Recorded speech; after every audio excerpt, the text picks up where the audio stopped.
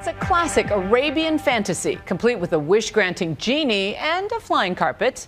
Tonight, we're taking you behind the scenes of one of our parent company Disney's biggest smash hits.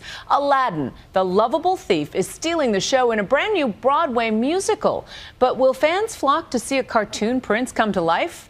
Here's ABC's Elizabeth Vargas.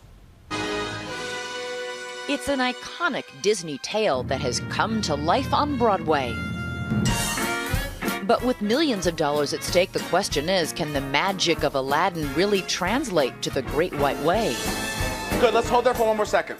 Ladies, could you try something for me? Nightline was backstage in the anxious days before opening night. Come on down, come on in, let the... Hotshot director, choreographer Casey Nicola was still making major tweaks to the production. Okay. It'll be there.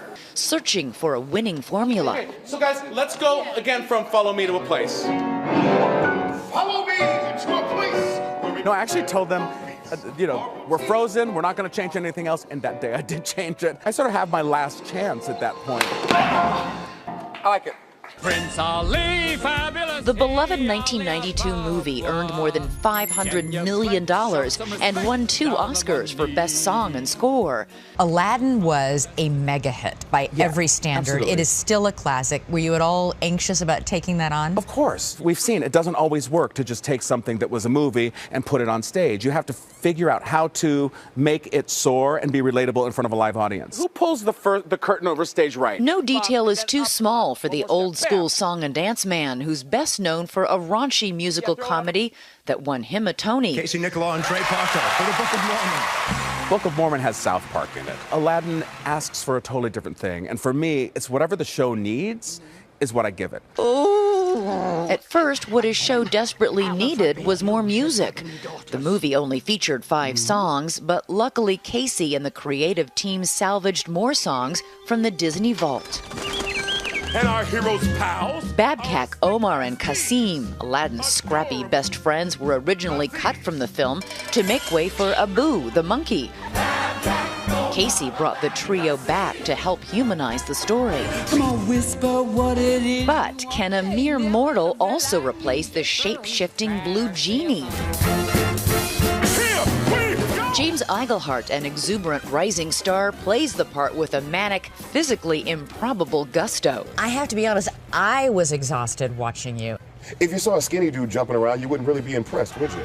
No, it's true. But if you see a brother who's like damn near 300 pounds, you go, oh my God, that's amazing! Even the poor people look fabulous! Iglehart is a childhood fan of Aladdin who always dreamed of playing the genie. This is the biggest thing that's ever happened in my career. So big that when the directors called to offer him the life-changing part, he had a camera rolling for posterity. It is finally yours. What? Yes,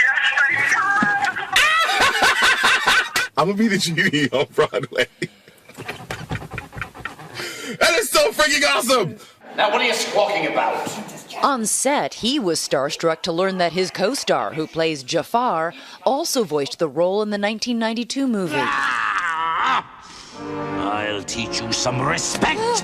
And I remember our first reading, when he first spoke, I literally stopped being manly for a moment. He spoke, I was like, oh my God, it's Jafar! I became a teenage girl. Is it fun to be this evil incarnate guy what do you every think? single night? Wouldn't you like it? Yeah. It's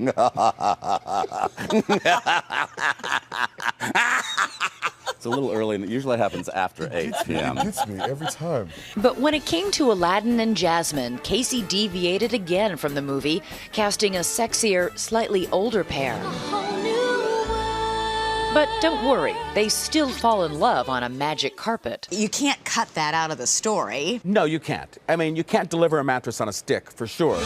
As for how it flies, the Aladdin team would not divulge trade secrets. It's super magical.